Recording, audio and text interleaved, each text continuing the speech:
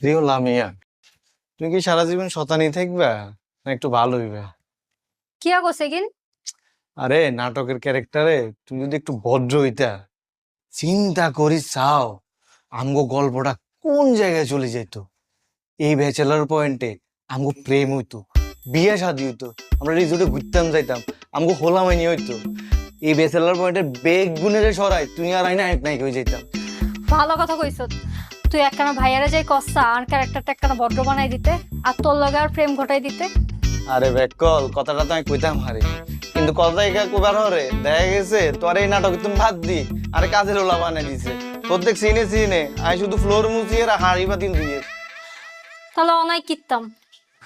তুই একটা কাজ করো, তুই মাইয়া মানুষ, তোমার কথা ভাইয়া হারাই তো তুমি, তুই ভাইয়ের কাছে যাই সুন্দর করে কইবা যে ভাইয়া আর ক্যারেক্টারটা একটু ভদ্র করে দেন আর শিমুলের লগে প্রেম করাই দেন।